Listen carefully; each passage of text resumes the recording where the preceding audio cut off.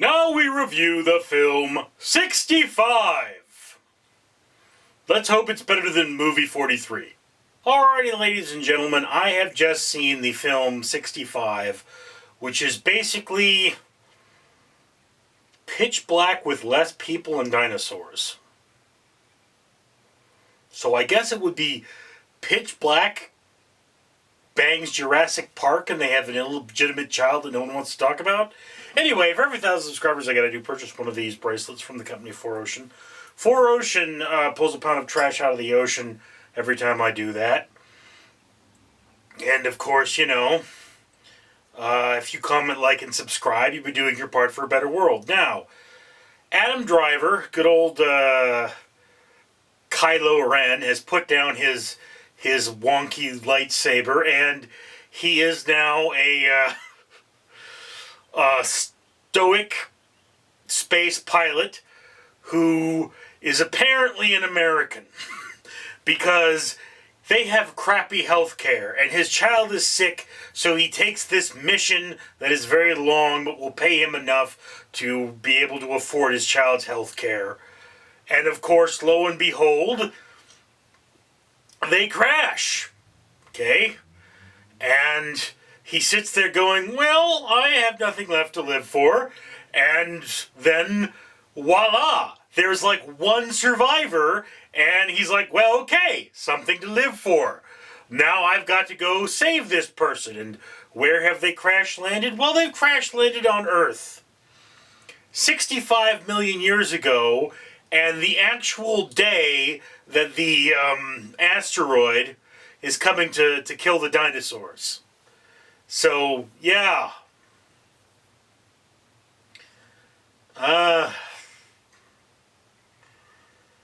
You know, again, there's nothing saying that this person is human, just that they look human, and of course are played by a human.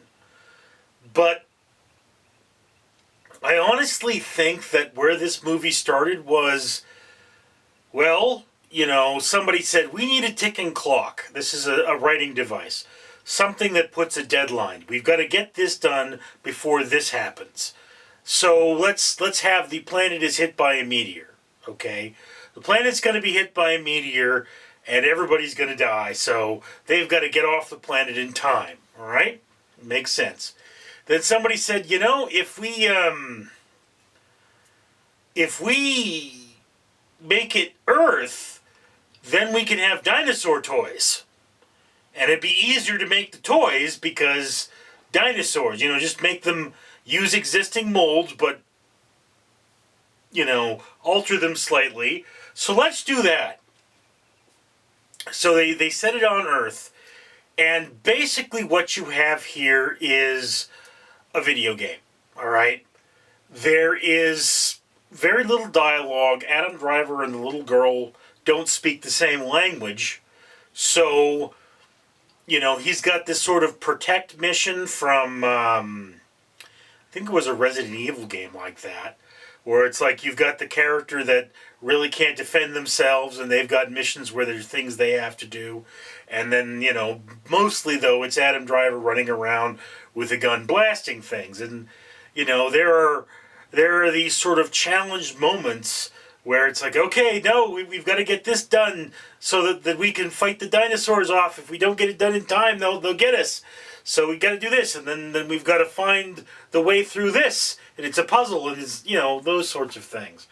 So, yeah, I mean, it really feels like the first level of a video game. And a lot of movies are having that video game logic nowadays. It's very common. Again, this is a popcorn movie. There's nothing special about it. It is an extremely textbook film where, you know,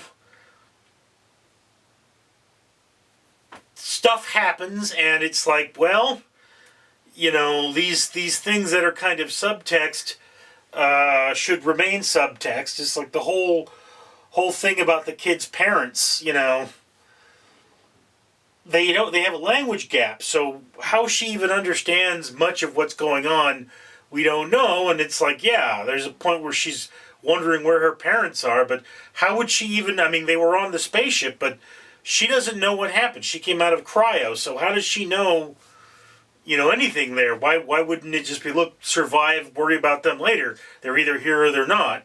Of course, that you could also go the other way. Why isn't she worrying more about her parents? Well, because there's a frickin' dinosaur trying to eat her. That's why. But the creatures were not very dinosaur-like, or at least not very similar to what we currently think of dinosaurs looking like. But it's said in the title, it's like, this is what 65 means, They could have made it a reveal, and people are saying, it could have been a reveal that they used dinosaurs that you didn't really recognize until at the very end a T-Rex pops out. But, the problem with that, of course, is why would, if life exists throughout the universe, somewhere there is a planet, there's probably multiple planets, where there are things that look suspiciously like T-Rexes. Because, life takes forms that are useful. So, it's like, yeah, there are things that look like butterflies. Long before there were butterflies, those things got wiped out. And then, new butterflies, new things that look like butterflies just evolved. So yeah, somewhere in this universe there is probably a creature that looks like a T-Rex. There's no particular reason why there wouldn't be. Particularly, we've already established that humans evolved somewhere else and apparently re-evolved on this planet because, that's just kind of what this story implies. So yeah, look, again, I love cheesy sci-fi films. This is a cheesy sci-fi film. I kind of felt this was not very inventive. Like, there's not like a really cool gun showing up or really cool technology. And whereas I give it points for acknowledging the need for universal health care, which would have stopped this man from being in this situation to begin with, I would have to point out that a spacefaring civilization would probably be able to beat, a large asteroid. So that's a little on the silly side. Anyway, this movie belongs low on the watch list. It's not a great film. It is a serviceable film.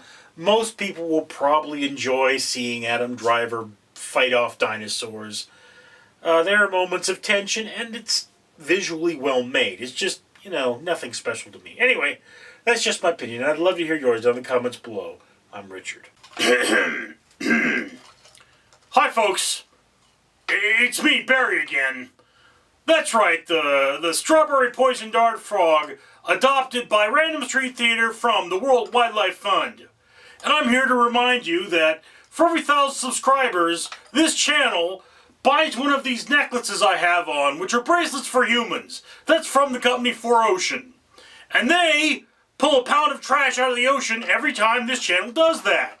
So you should be a good person, comment, like, and subscribe, so that this channel can afford to pull pounds of trash out of the ocean and adopt animals like me for conservation's sake.